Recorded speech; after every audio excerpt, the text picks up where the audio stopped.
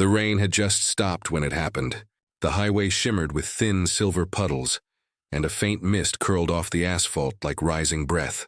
A teenage girl walked along the shoulder, clutching the straps of her faded backpack, her jacket too big for her narrow frame. From a distance, headlights swerved, engines deepened, and a group of bikers slowed beside her. Their laughter broke the quiet morning like gravel thrown on glass. They pointed at her jacket, old, patched, sun-faded, and one of them joked loud enough for her to hear. She didn't react. She simply kept walking, her steps steady. Her chin lifted just enough to show she wasn't hiding. Before I tell you what happened next, like, comment, share, and subscribe. Kindness Valley, tell me where you're watching from.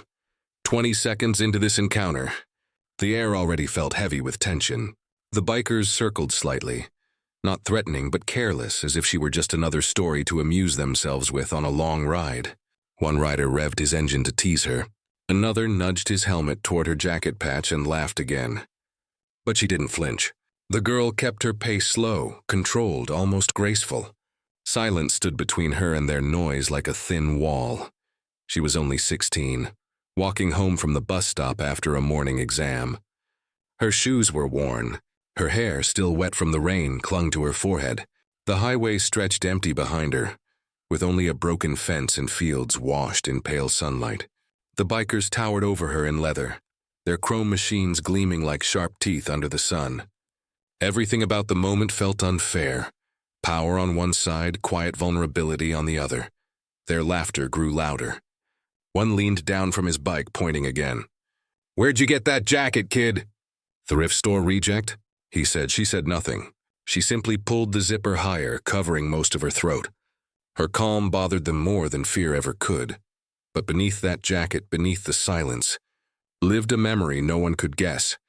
As they rolled a little ahead of her, still teasing, still joking, a gust of wind lifted the back of her jacket, just enough to reveal the patch she usually kept hidden. A simple embroidered symbol, a pair of small gold wings stitched above a number. Sunlight caught it. One biker's face changed instantly. His laughter stopped. His breath caught. He swung his bike around, eyes narrowing with disbelief. "Hey, where did you get that patch?" he asked, but this time his voice held no mockery. It held recognition. The other bikers followed his gaze, their expressions shifting one by one. Their joking faded into the wind.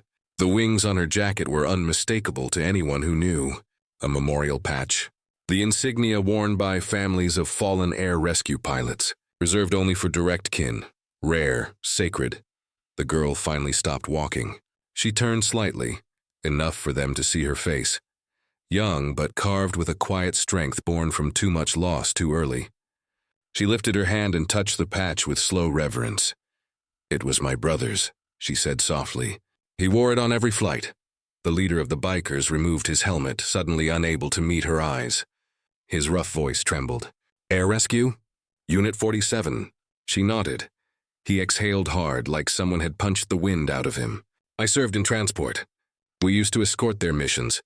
His words came out low, respectful. "Those kids. They were the bravest ones up there." The road fell silent. No engines, no jokes.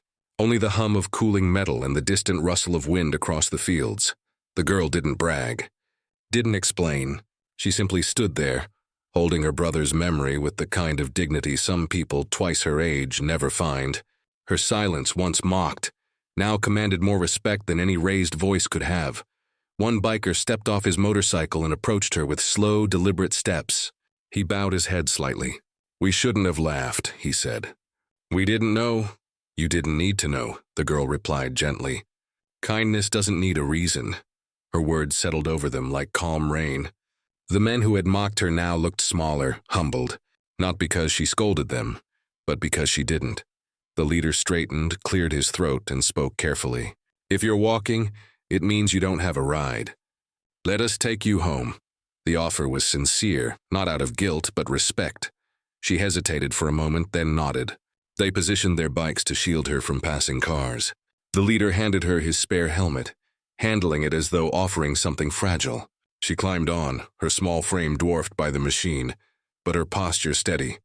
The ride was quiet, the engines now gentle instead of aggressive. When they reached the old wooden gate of her home, She handed the helmet back. "Thank you," she said. "No," the leader replied. "Thank you for reminding us what honor looks like." The bikers rode away slowly, without a single burst of unnecessary noise. They left the road as softly as they could, as if disturbing the ground would disrespect the memory stitched onto her jacket. And when they disappeared into the horizon, the girl stood there for a long moment, the wind brushing against her jacket, the patch glowing softly in the afternoon sun. Some stories end with apologies shouted, or tempers calmed. This one ended with silence, the kind that heals rather than hurts. In life, we never truly know the burdens others carry, the grief they hide, or the courage stitched quietly into their everyday clothes. So walk gently, speak kindly, and remember that respect costs nothing, but means everything. If this story moved you, like, comments, and share your Kindness Valley thoughts below, and subscribe for more untold stories.